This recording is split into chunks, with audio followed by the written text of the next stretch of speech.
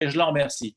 Voilà, j'accueille Sarah El Haïry. Bonjour Sarah, Madame le ministre. Et donc, nous sommes bien contents de vous avoir avec nous aujourd'hui. Et ce qui est sympa, c'est que vous êtes une ministre qui est au courant, je dirais, de notre secteur. Je vais être un peu méchant, ce qui n'est pas le cas de tous les ministres. Donc là, au moins, on n'a pas besoin de vous réexpliquer tout ce qu'il faut sur la philanthropie, la générosité, parce que c'est vrai que votre rapport a été extrêmement précis, et en particulier d'ailleurs sur les problèmes de succession, de legs et de philanthropie. Donc, on est ravis de vous avoir et donc de vous entendre aujourd'hui en conclusion de ce colloque. Merci, merci beaucoup, Monsieur le Président, cher Pierre. Merci à Laurence également, mais à toute l'équipe de France Générosité. Je ne sais pas si c'est bon, tout le monde m'entend.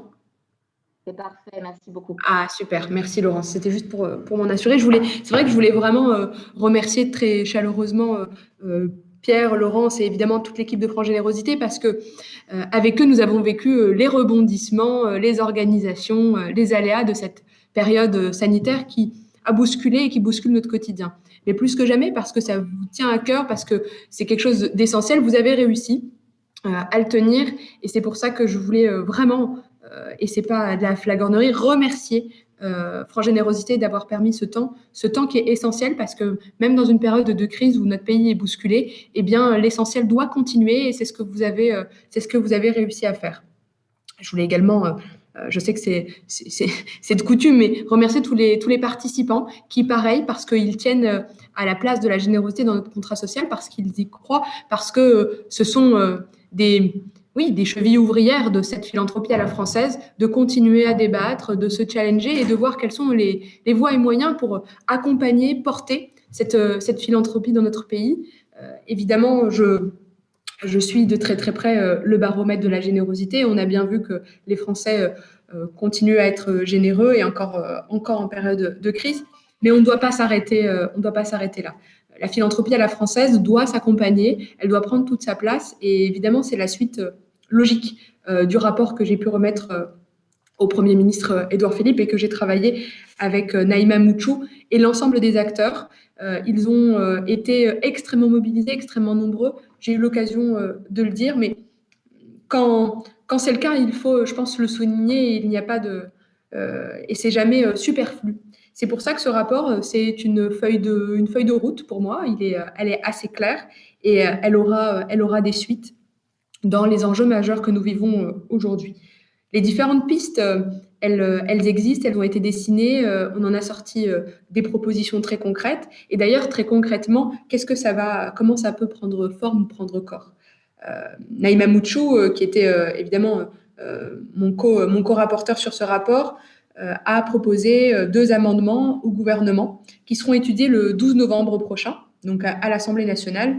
Et vous imaginez bien que j'y porte un regard très particulier et un soutien certain d'une certaine manière puisque j'ai mobilisé ma propre administration pour, au-delà d'accompagner ces deux propositions, juste pour les rappeler pour ceux qui ne les ont pas en tête, c'est la proposition permettant de développer la transmission intergénérationnelle tout en favorisant les dotations en faveur des OSBL. C'est rien d'autre qu'une vraie incitation aux dons des nouvelles générations parce que c'est le but, continuer à faire vivre cette philanthropie d'une génération à l'autre, de la construire et de créer les écosystèmes familiaux permettant aux jeunes et aux moins jeunes de faire une donation, par exemple, temporaire d'usufruit.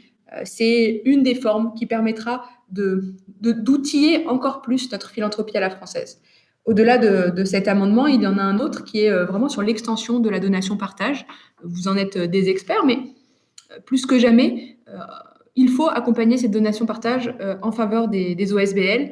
Et ça vient en fait de la suite de l'article 795 que tout le monde connaît, mais du Code général des impôts, qui peut aller dans un sens plus fort quand il y a des exonérations de droits de mutation à titre gratuit. En plus de ces 2 amendements, parce que c'est notre rapport, parce qu'on en est convaincu et parce qu'on y voit vraiment tout l'intérêt, j'ai demandé à mon administration de continuer à travailler sur ce rapport et de voir quels sont les éléments sur lesquels on peut accélérer, les éléments qu'on peut déjà déclencher de manière législative ou non législative sur toutes les mesures du rapport. Parce que nous avons besoin, dans une période où les Français sont généreux, un moment où les acteurs de la générosité répondent présents dans cette période de crise sanitaire, économique, de donner plus d'outils, d'accompagner, de donner le cap. Et pour ça, toutes les propositions seront réexpertisées et je m'attellerai à mettre en œuvre un maximum d'entre elles, encore plus aujourd'hui, passer de l'autre côté de la barrière, comme on dit. Mais je reste sur le même état d'esprit et la même philosophie. Le plus important, c'est d'outiller, de donner les moyens, d'accompagner, de simplifier des fois certaines lourdeurs pour que la philanthropie à la française, que nous appelons de nos voeux, puisse s'exprimer pleinement et totalement. J'ai envie de dire, plus que jamais, quand on voit aujourd'hui la situation de notre pays et la mobilisation des acteurs, nous devons être au rendez-vous. Et quand je dis nous, c'est évidemment mon ministère, mais l'équipe gouvernementale. Pierre, tu disais la sensibilisation de l'ensemble des membres. Assure-toi, en tout cas, je te rassure sur ce point, je continue à faire ce travail quasiment de manière interpersonnelle pour expliquer, pour expliciter pour certains, quand ils connaissent un petit peu moins, l'importance de l'accompagnement des acteurs de la générosité, parce que c'est bien eux qui permettent à nos associations, à nos fondations, de faire vivre ce triptyque républicain qu'on tient, cette fraternité, cette solidarité. Et plus que jamais, nous avons besoin de les accompagner, de les soutenir. Et pour ça, un seul devoir qui est le nôtre, l'accompagner, être l'interlocuteur du quotidien et surtout simplifier pour que demain, les organisations, les associations, mais également tous les prescripteurs, je sais que ça va être le thème de notre prochain échange, puissent avoir les outils, puissent avoir l'aide nécessaire pour réussir, en fait, à porter encore plus fortement cette philanthropie à la française. Vous êtes des vrais experts. Moi, j'avoue que j'attendais ce moment avec beaucoup d'impatience.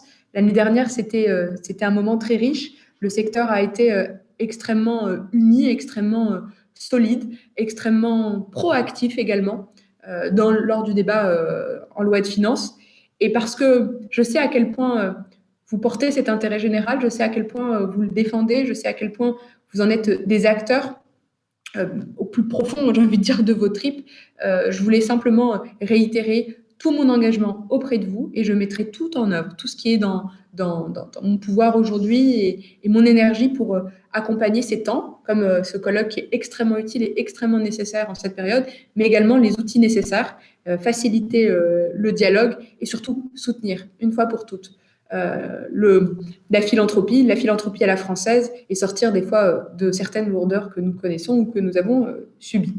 Donc, ce n'est qu'un début, ce n'est qu'une mise en œuvre. Il y aura ces 2 amendements auxquels on portera, encore une fois, un regard extrêmement bienveillant. Et ensuite, toute la mise en œuvre des autres propositions du rapport qui continuera à se faire avec tous ceux qui ont contribué évidemment à ces propositions parce que leur expertise, elle est précieuse. Et j'aurais adoré qu'on vive ce moment comme on l'avait vécu la dernière fois, dans cette unité, dans cette recherche de l'intérêt général, de cette défense du bien commun qui nous anime tous.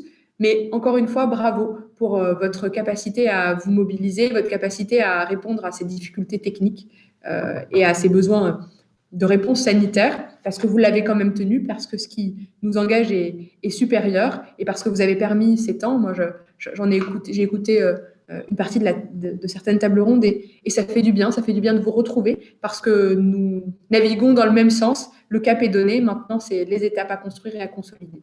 Je ne vais pas être beaucoup plus longue parce que c'était d'abord des remerciements. Je vois quelques questions passer et je vois la question des projets de loi, donc sans vouloir répondre à toutes les questions parce que je ne les vois pas toutes, mais vous imaginez bien qu'il y a 2 propositions de loi que je pousse très fortement et que j'espère voir très très vite à l'agenda du Sénat pour la 2e lecture et une lecture définitive, donc opérationnelle, celle sur la trésorerie des associations, pour l'amélioration de la trésorerie des associations et celle sur la responsabilité des dirigeants associatifs qui viendront répondre à des vraies demandes des acteurs et de ceux qui font sur nos territoires et pour notre pays. Voilà les quelques éléments que je voulais partager avec vous. Je voulais aussi vous dire que c'est peut-être une question de forme, mais pour moi, elle était essentielle. Dans mon cabinet, ma directrice adjointe a, dans son propre titre, la philanthropie, et ce n'est pas anodin. Si j'ai souhaité qu'elle emporte la charge, c'est parce que mon cabinet, mes équipes et parce que moi-même sommes et resterons mobilisés auprès des acteurs de la philanthropie dans notre pays, parce que la réussite de notre contrat social passe évidemment par cette défense de l'intérêt général qui nous appartient à tous. Voilà les quelques éléments que je souhaitais partager avec vous avant de passer à l'étape d'après, qui est celle des échanges, et puis répondre simplement à vos questions. Mais merci de m'accueillir à la maison. Merci, Sarah, pour cette Et peut-être un dernier point, Pierre, juste avant de conclure. Mais Laurence l'a dit, mais quand même, ça me fait extrêmement plaisir. Ce document, oui, il est essentiel. Non, mais je réitère, mais je sais, mais c'est un complément, je sais.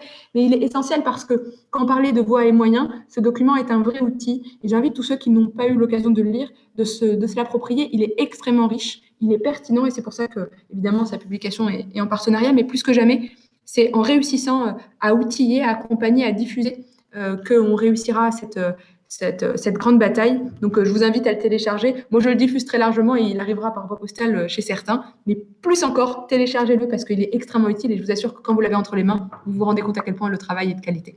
Bon, ce qui est bien, c'est qu'on n'a pas besoin de campagne de communication pour le Mais c'est vrai.